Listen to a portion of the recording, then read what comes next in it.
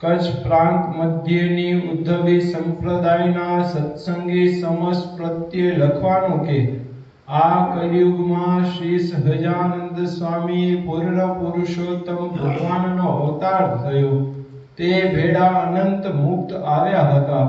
તેમને પોતાનો ઉત્કૃષ્ટ પ્રતાપ જણાવી કલીને દબાવી દઈને સત્યુગ જેવા દેશકાળ અનેક જીવોના કલ્યાણને અર્થે પ્રવર્તાવ્યા છે. માટે જે મુમુક્ષુ હોય અને શ્રીજી મહારાજના ધામમાં જવું હોય તેને ગોપાળાનંદ સ્વામી તથા નિત્યાનંદ સ્વામી તથા વાસુદેવાનંદ સ્વામી તથા મુક્તાનંદ સ્વામી તથા બ્રહ્માનંદ સ્વામી તથા મહાનુભાવાનંદ સ્વામી વિગેરે અનંત અક્ષર મુક્ત શ્રીજી મહારાજની સાથે હતા. તેના કરેલા શાસ્ત્રો તેના શબ્દની હારું કરવી છે એ સર્વે કેવી રીતે વર્તી ગયા છે અને આપણને શું કરવાનું બતાવી ગયા છે તે ઉપર હંમેશા સુરત રાખવી અને ત્યાગીના ધર્મ શિક્ષાપત્રી ધર્મામૃત નિષ્કામ સુધી તે ઉપર ત્યાગીને ઘણી સુરત રાખવી અને ગ્રસ્તને શિક્ષાપત્રી વચનામૃત તથા નીતિ જેથી ઘણો વિવેક સમજાય તો મન ઇન્દ્રિયો ને સ્વભાવમાં શાંતિ થાય. કેમ જે શાંતિ જેવું કોઈ તપ નથી અને સંતોષ જેવું કોઈ સુખ નથી. રસના જેવી કોઈ વ્યાધિ નથી અને દયા જેવો કોઈ ધર્મ નથી. માટે શત્રુ તથા મિત્ર મન તથા ઇન્દ્રિયો જ છે. તે કહ્યું છે જગ મેં વેરી કોઈ નહીં જો મન શીતળ હોય. આપા મેટી ખેલીએ તો દયા કરે સબ કોઈ. માટે એ સર્વે રૂડા ગુણ સાધુના સમાગમથી અને શ્રવણ કરવાથી આવે છે. તે વચનામૃતમાં કહ્યું છે જેને કથા વાર્તામાં રુચિ નહીં તેની કોરની એમ અટકણ કરવી છે એને વિશે મોટા ગુણ નહીં આવે. માટે સાધુનો સમાગમ કર્યા વિના ગમે તેવો બુદ્ધિવાન હોય તથા વિદ્વાન હોય પણ શાસ્ત્રનો હારદ જેમ છે તેમ પોતાની બુદ્ધિ બળે સમજાતો નથી. માટે હંમેશા સાધુનો સમાગમ આળસ અજ્ઞાન અભિમાન મૂકીને અવશ્ય કરવો. કારણ કે જીવ પ્રાણી માત્રને પોતાના દહાપણનો દોડ ઘણો છે તેથી પાછું વાળીને જોતા નથી એ મોટી ભૂલ છે. તે સમાગમથી ઓળખાય અને ટાળવી હોય તો ટળે પણ ખરી. પણ ચાલો ચાલ સત્સંગમાં આવે કથામાં બેસે પણ વૃત્તિઓ ક્યાંય ફરતી હોય તો પણ જેમ છે તેમ સમજાતો નથી. માટે બબે ઘડી વૃત્તિ નિયમમાં રાખીને એકાગ્ર વૃત્તિથી કથાનું શ્રવણ કરવું તો જીવને ફેર ચડ્યા છે તે કસર ટાળવાનો મોટો ઉપાય છે.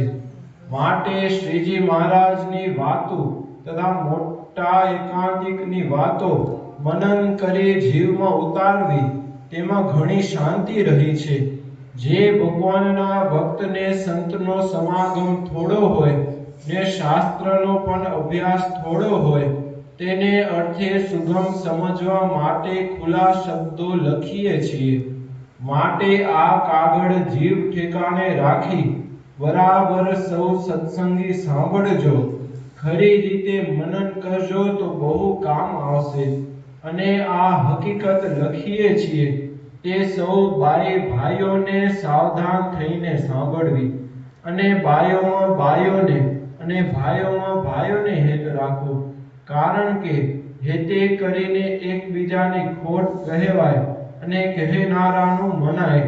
માટે હેત મોટી વાત છે અને સૌ સત્સંગીને શ્રીજી મહારાજની બાંધેલી મર્યાદામાં સાવધાન થઈને વર્તવું અને કદી પણ પંચવર્તમાનમાં ફેર પાડવો નહીં. કારણ કે મન ઇન્દ્રિયો મોટા અંતર શત્રુ છે. તેણે આગળ મોટાને પણ ભૂલ ખવડાવી છે અને આજ તો અતિશય કડીનું બળ છે. તેથી મન ઇન્દ્રિયોને વશ થઈને સારા મોટા મનુષ્યોથી પણ અનિષ્ટ કર્મ બની જાય છે. માટે ધર્મની લાજ રાખવી. કેમ જે લાજ તો વૈરાગ્યનું કામ કરે છે અને જેને લોકની તથા સત્સંગની લાજ આડી ન આવે તેને તો વર્ણ બહાર જાણવો, અને તેવા મનુષ્ય ઢોર જેટલી માર ખાય છે, દંડ ભરે છે, આબરૂ ગુમાવે છે, અને કેટલાક તો જીવથી પણ માર્યા જાય છે. માટે સૌ સત્સંગીને સાવધાન રહેવું, અને પંચવર્તમાનમાં ફેર પડવા ન દેવો, અને મોટેરા હોય તેને બીજાને વર્તાવવા. તેમાં ગામડામાં 3 વર્તમાન તો સૌ પાડે છે, પણ ચોરી દારીમાં કેટલાક ગાફલને ફેર આવી જાય છે, તે સાવધાન રહેજો.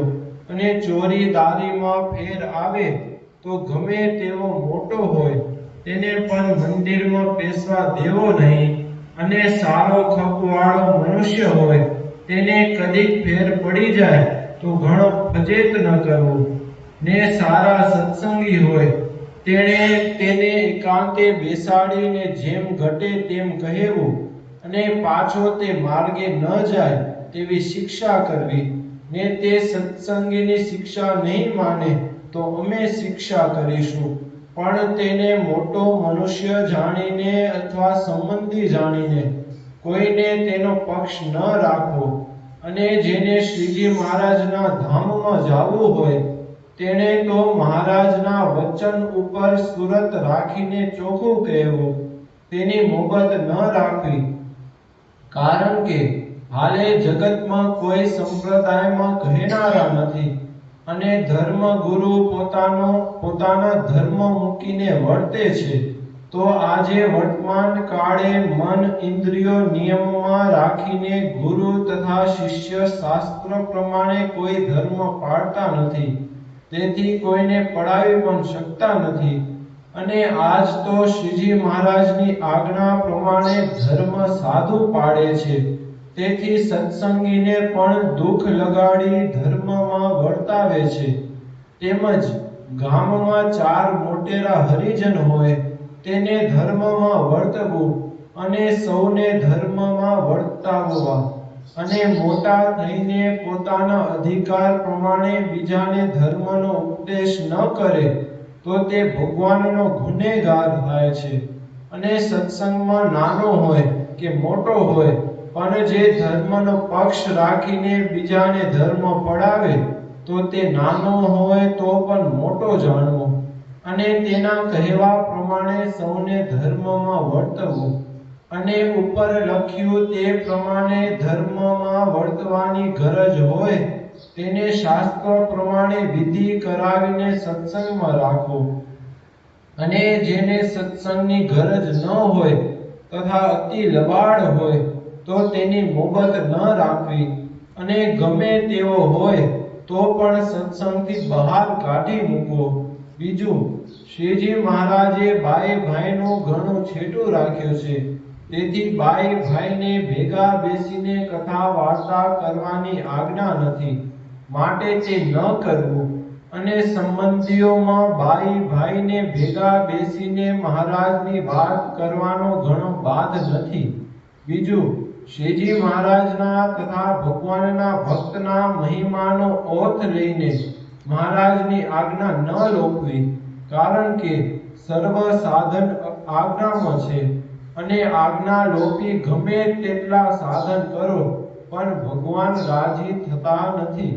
બીજું, સત્સંગમાં કેટલાક થોડી સમજણવાળા મનુષ્યો તોફાન શીખે છે, અને થોડી સમજણવાળા લોકોને જંત્ર મંત્ર તથા ભૂવા થઈને ભૂલ ખવડાવે છે.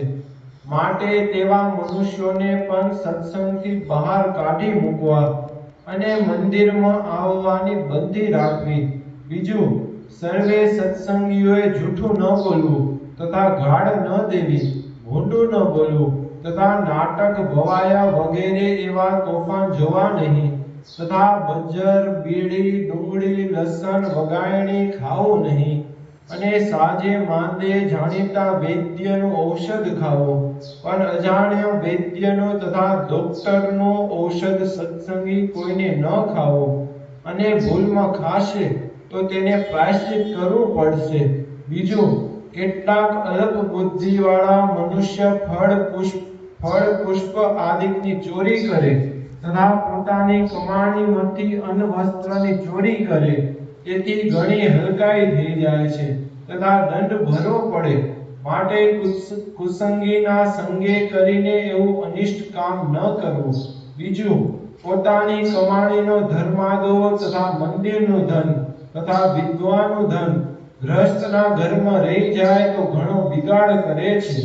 માટે તે કોઈ રીતે ન રાખવું. આજ કડીમાં એકાકાર થવા લાગ્યું છે.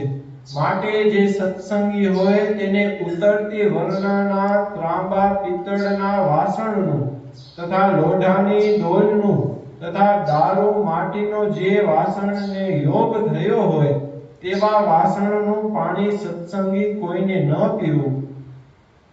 બીજું, ચણા વગેરે લોટનો તળેલો સમાન બજારમાંથી લઈને જમ્યામાં કોઈ સત્સંગીને ન વાપરવો, કારણ કે તેમાં વર્ણાશ્રમનો ધર્મ બિલકુલ રહેતો નથી.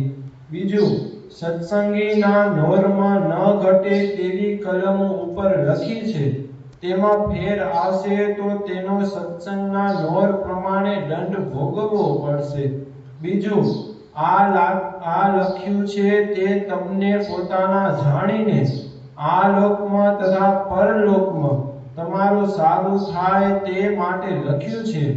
માટે તમે પણ સૌ સાવધાન થઈને મહારાજની આજ્ઞા પાડીને સાચા દિલથી ભગવાન ભજવાનો ખરો આદર રાખજો. કારણ કે સ્વભાવ મૂકીને ભગવાન ભજશું તો અંતે મહારાજ આપની ખબર રાખશે અને પોતાના ધામમાં તેડી જશે. ને આજ્ઞા લોપશું તો આ લોકમાં પણ દુઃખ થશે અને હાલે વર્તમાન કાળે સત્સંગના ધર્મ જે સારી રીતે પાળે છે એને અન્ન વસ્ત્ર તથા આબરૂમાં પણ ખામી આવતી નથી. અને દેહ મૂકવા ટાણે પણ મહારાજ અતિ આશ્ચર્યકારક ચમત્કાર દેખાડીને પોતાના ધામમાં તેડી જાય છે. માટે હંમેશા ભગવાનને અંતર્યામી જાણીને તેની બીક રાખવી. કારણ કે ભગવાન તો જીવ સામું જોઈ રહ્યા છે અને જીવ જેવું કર્મ કરે છે તેવું ફળ તેને આપે છે. માટે સુખી થવું હોય તેને ખાતા પીતા હાલતા ચાલતા સર્વ ક્રિયાને વિશે ભગવાનની બીક રાખવી. અને સ્વભાવ પ્રકૃતિથી તથા લીધે 5-25 નો ઘાસ આવે તો પણ ભગવાનના ભક્તનો દ્રોહ ન કરવો, તો તેનો ભગવાન તથા ભગવાનના ભક્ત ઘણો પાડ માનશે. તે દ્રોહનું પંચ મહાપાપ કરતા પણ વધારે પાપ શાસ્ત્રમાં લખ્યું છે. માટે ભગવાનની આજ્ઞા બાઈ તથા ભાઈ નાના મોટા સૌને પાડવી. બીજું, જેને ભગવાનને ભજવા હોય અને પોતાના જીવનું રૂડું કરવું હોય તેને ઉપર લખેલી કલમો અતિ ગરજુ થઈને પાડવી અને પોતાની જે કાંઈ ખોટ હોય તે સમજીને ટાળી નાખવી. બીજું, કોઈને દોરા ધ્રાગમાં પ્રતીતિ ન રાખવી અને ભગવાનની ઉપાસના મૂકીને શાસ્ત્ર વિરુદ્ધ જ્યાં ત્યાં સમજ્યા વિના માથા ન ભટકાવવા. બીજું, ઉપર લખી કલમો સૌને પાડવાનો તથા પડાવવાનો અતિ આગ્રહ રાખશો તો તેના ઉપર શ્રીજી મહારાજ ઘણા રાજી થશે. એ જ મનુષ્ય દેહ ધરીને ખરું કરવાનું છે. બીજું, કોઈને વર્તવામાં ફેરફાર હોય તો 4 મોટેરા હોય તેને કહેવું અને મોટેરા કદાચિત આળસે કરીને કે મોબતે કરીને કે પક્ષપાતે કરીને કોઈને ચોખ્ખું કહી ન શકે એવા હોય તો સાધુને આગળ આવીને કહેવું, પણ તે વિના બીજા કોઈને વધારે કાંઈ પણ કહેવું નહીં. ને કોઈ ઉન્મત્તાઈથી વધારે બોલીને વિક્ષેપ કરશે તો તેને ઘણું કહેણ થશે. બીજું, ગાય ભેંસ ઊંટ બળદ ગધેડું વગેરે એવા મોટા જનાવર મરાઈ જાય કે અથવા એથી પણ વધારે પાપ અજાણમાં થઈ જાય તો એનું અન્ન જળ પ્રાયશ્ચિત કર્યાથી આગળ સાધુ તથા હરિભક્ત કોઈને ખાવું પીવું નહીં. આ પત્રમાં લખેલી કલમો સત્સંગી સર્વે વાંચી વિચારી યાદ રાખજો. આ